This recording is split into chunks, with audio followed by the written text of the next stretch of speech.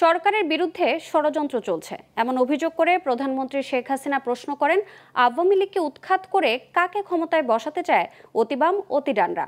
এ সময় যুদ্ধ পরিস্থিতিকে উস্কে দেওয়ার পাশাপাশি মানবাধিকার নিয়ে যুক্তরাষ্ট্রের দ্বৈতনীতির সমালোচনা করেন সরকার প্রধান। সকালে গণভবনের সংবাদ সম্মেলনে এসব কথা বলেন তিনি। নির্বাচন প্রক্রিয়াকে গণমুখী ও স্বচ্ছ করাই আওয়ামী লীগ সরকারের অন্যতম লক্ষ্য জানিয়ে প্রধানমন্ত্রীর প্রত্যাশা, স্থানীয় নির্বাচনও স্বচ্ছ প্রভাবমুক্ত প্রক্রিয়ায় হবে। বিস্তারিত জানাচ্ছেন শাহরিয়ার বাঁধন। থাইল্যান্ডের প্রধানমন্ত্রীর আমন্ত্রণে ইউএন এসকেপের ৮০তম অধিবেশনে যোগ দেয়া সহ ৬ দিনের সফরের আদ্যপান্ত জানাতে গণভবনে প্রধানমন্ত্রী শেখ হাসিনার এই সংবাদ সম্মেলন।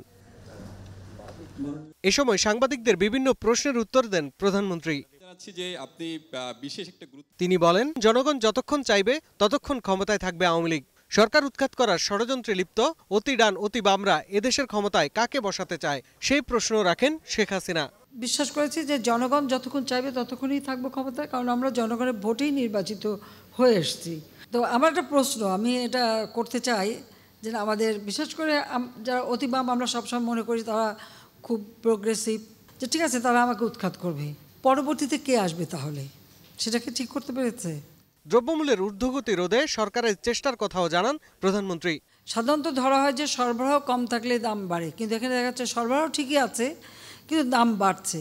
সেখানে কিছু কিছু লোক কারসাজি করে, এটা ঠিকই পৌঁছে যায়, তারপরেও দেখা যাচ্ছে মজুত করে রেখে কৃত্রিমভাবে দাম বাড়ানোর একটা চেষ্টা করে। তিনি বলেন, উপজেলা নির্বাচন প্রক্রিয়াকে গণমুখী এবং স্বচ্ছ করাই আওয়ামী লীগ সরকারের অন্যতম লক্ষ্য। আমরা চাচ্ছি ইলেকশনটা, আমাদের কথা হচ্ছে ইলেকশনটা প্রভাব মুক্ত যেন হয়। আমরা তো আমাদের চেষ্টা হচ্ছে আস্তে আস্তে এই প্রক্রিয়াটাকে আরও গণমুখী করা এবং আরও স্বচ্ছ করা। একটা সুষ্ঠু অবাধ নিরপেক্ষ নির্বাচন হোক, সেখান থেকে যারাই জিতে আসবে।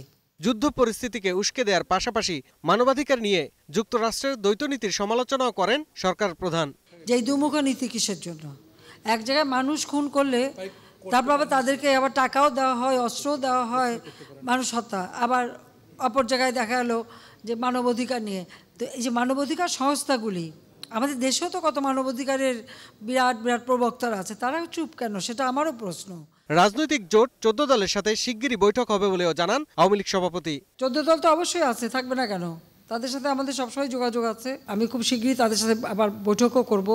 শাহরিয়ার বাঁধন, গ্লোবাল টেলিভিশন, ঢাকা।